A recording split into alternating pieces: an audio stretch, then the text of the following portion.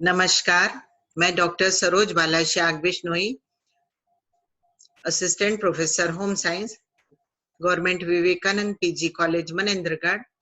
आज आपसे संवेदी प्रणाली विशिष्ट ज्ञानेंद्रियों के संबंध में चर्चा करूंगी। आज कान की संरचना एवं कार्य के विषय में जानकारी दूंगी, जो कि बीए पार्ट 1 के यूनिट 4 में पढ़ाया जाता है और बीएससी सेकंड में भी पढ़ाया जाता है। विशिष्ट ज्ञानेंद्रियों के बारे में आप सभी जानते हैं कि ज्ञानेंद्रियां हमारे कान, नाक, आंख, जीभ और त्वचा है, जिससे हमें हमारे शरीर के चारों ओर घटने वाली घटनाओं का, संवेदनाओं का ज्ञान तो प्राप्त होता है। सभी ज्ञानेंद्रियां केवल अपने अपने क्षेत्र की संवेदनाओं को ही ग्रहण करती हैं, जैसे कान सुनने का, आंख देखने का, त्वचा स्पर्श, उष्णता और वेदना का, जीभ स्वाद तथा नाक सूंघने से संबंधित कार्य करते हैं। ये इनके विशिष्ट कार्य होने से विशिष्ट ज्ञानेंद्रियां कहलाती हैं। मानव कान एवं उसके कार्य। मानव कान श्रवण प्रणाली का मुख्य अंग है, इससे सुनाई देता है।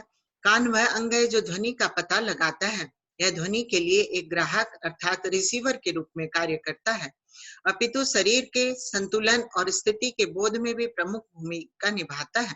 कान के 3 भाग होते हैं, बाह्य कर्ण या पिन्ना, मध्य कर्ण और अंतःकर्ण। आप यहाँ पर मानव कान का चित्र देख रहे हैं। इसमें कान के 3 भाग 3 रंग में दिखाए गए हैं। हरे रंग का जो है ये बाह्य कर्ण है और मध्य कर्ण ब्लू रंग में आपको दिखाई दे रहा है और अंतःकर्ण जो है वो आप ऑरेंज कलर का देख रहे हैं। बाह्य कर्ण या पिन्ना के बारे में बताना चाहूंगी कि यह बाहर से दिखाई देने वाला कान का बाहर का भाग है। ये 2 भागों से बना होता है।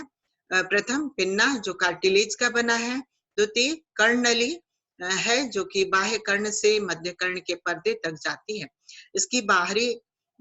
इसकी दीवार बाहर की ओर कार्टिलेज से और अंदर की ओर हड्डी से बनी होती है। भीतर की ओर यह नली झिल्लीकृत पर्दे के पर समाप्त हो जाती है। झिल्ली को हम कर्णपटल टेम्पोरल मेम्ब्रेन के नाम से जानते हैं।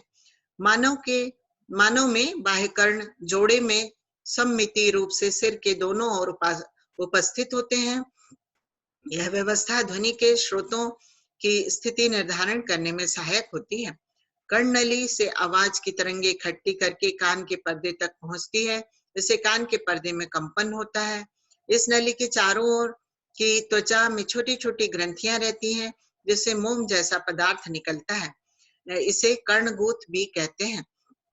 यह गूत वैक्स कान के अंदर जाने वाले धूल कणों को या कीटाणुओं को अपने में चिपका कर अंदर जाने से रोक देता है। आप बाह्य कर्ण का चित्र देख रहे हैं। अब मध्य कर्ण के बारे में जानकारी दूंगी कि बाह्य कर्ण की समाप्ति पर कपाल की हड्डियों के बीच में मध्य कर्ण स्थित है। कान के पर्दे के पीछे मध्य कर्ण में 3 छोटी छोटी हड्डियां हैं, जिसे हम मुंदर, निहाई और रकाब के नाम से जानते हैं। मुंदर जो कि हथौड़े के समान आकार वाली होती है, निहाई जिसका एक भाग मोटा और दूसरा पतला होता है, और रकाब के आकार की तीसरी हड्डी होती है। मध्य कर्ण में इन हड्डियों के होने से वायु की झंझनाहट बढ़ जाती है। स्टेशन ट्यूब को ईएनटी ट्यूब भी कहते हैं, क्योंकि यह कान, नाक और गले को जोड़ती है।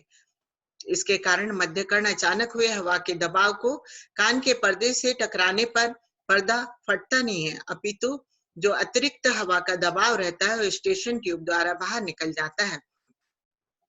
परंतु नाक और गले के संक्रमण को कान तक स्टेशन ट्यूब पहुंचा देती है। अब जानकारी दूंगी अंतःकरण के बारे में कि कान का सबसे अंतिम और अंदर वाला भाग अंतःकरण कहलाता है। एक जटिल गुहिका होती है, इसे अस्थि लेब्रिंथ कहते हैं। इसके 3 भाग होते हैं, अर्धवृत्ताकार नलिकाएं, कर्णकुटी और प्रवीवर। इसमें आप अंतःकरण, मध्य कर्ण और अंतःकरण को चित्र के माध्यम से देख रहे हैं। इसमें आपको जो है ये चित्र में आपको दिखाई दे रहा है कान का पर्दा है। यह मध्य कर्ण की तीनों अस्थियां प्रथम, द्वितीय और तृतीय अस्थि है और यह अंतःकरण है। इसमें आपको कोकिला जो है वो दिखाई दे रहा है और ये वेस्टिब्यूल वाला मध्य भाग है जो कि हमारे शरीर में संतुलन का कार्य भी करता है। और ये आपको शंखाकृति भाग जो है ये कोकिला होता है। ये जो शंखाकृति भाग है ये पोला होता है और इसी में नाड़ी की जो संवेदनाएं होती हैं 8वें नाड़ी तंतु के माध्यम से मस्तिष्क तक पहुंचती है। अर्धवृत्ताकार नलिकाओं के बारे में विस्तार से जानकारी दूंगी कि कर्णकुटी के ऊपरी पिछले भाग से निकलती है। 3 नलिकाएं अर्ध वृत्ताकार होती हैं, फिर यह मध्य कर्ण में ही मिल जाती हैं। प्रत्येक नली 3 समतलों में समकोण पर एक दूसरे से संबद्ध होती हैं।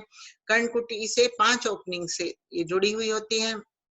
प्रत्येक नली बीच की खाली जगह में अपने फैले स्थानों द्वारा नीचे की ओर खुला करती है।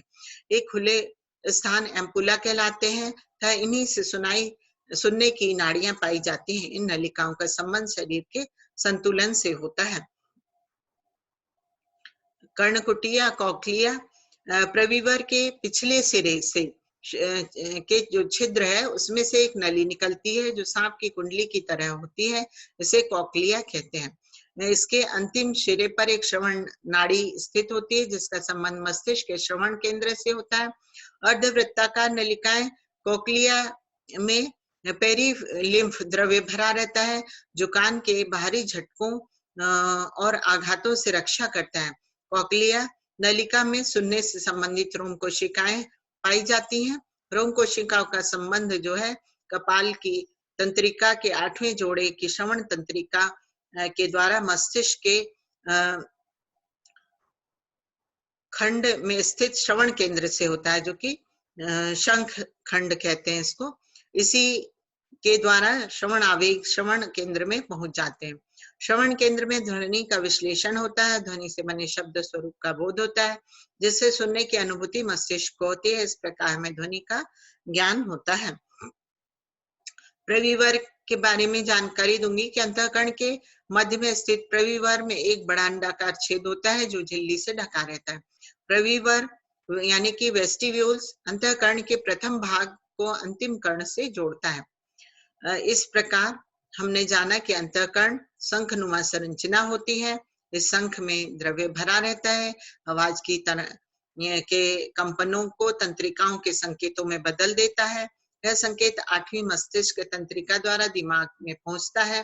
अंतःकरण की अंदरूनी केशनुमा संरचनाएं आवाज की तरंगों की आवृत्ति के अनुसार कंपित होती हैं। अंतःकरण यानी कि लेब्रिंथ का एक और कार्य संतुलन बनाना भी होता है। अंतःकरण की संतुलन करने वाली संरचना में किसी प्रकार की गड़बड़ी अगर होती है तो वॉमिटिंग सेंसेशन होता है, जी मचलाता है। अंतःकरण में यदि शोथ हो तो व्यक्ति को चक्कर भी आते हैं। अब हम सुनने की क्रिया और कान की कार्य प्रणाली को समझेंगे कि जब ध्वनि तरंगों को बाह्य कर्ण के कर्ण पल्लव द्वारा कर्ण नलिका से गुजारते हुए कर्ण पटल पर वो पहुंचती हैं तो कर्ण पटल तीव्रता से आगे पीछे कंपन करने लगता है जैसे कि हम कान का पर्दा कहते हैं। जिससे मध्य कर्ण की छोटी अस्थि मुगदर में भी कंपन होता है। क्रमशः निहाय और रकाब में भी होने लगता है जिससे कंपन करता हुआ रकाब वातायन की झिल्ली से टकराता है। अंतःकरण के शंखनुमा भाग में द्रव्य में कंपन पहुंचने से उसमें उपस्थित तंत्रिका कोशिकाओं में विद्युत आवेग उत्पन्न हो जाता है जिससे श्रवण तंत्रिका मस्तिष्क में पहुंचती है। मस्तिष्क इन आवेगों को ध्वनि के रूप में रूपांतरित करता है तो हमें सुनाई देती है। मध्य कर्ण स्थित मुगदरक निहाई रकाब ध्वनि कंपनों को आंतरिक कर्ण में भेजने से पहले कंपनों की शक्ति को बढ़ा देता है क्योंकि तंत्रिका कोशिकाएं केवल प्रबल कंपन के प्रति ही अनुक्रिया करती हैं और सुनने की अनुभूति मस्तिष्क को होती है। इस प्रकार हमें ध्वनि का ज्ञान होता है। ध्वनि तरंगों की गति प्रकाश से कम होती है। यही कारण है कि बादल गरजने की आवाज बिजली की चमक दिखाई देने के बाद ही सुनाई देती है। Thank you.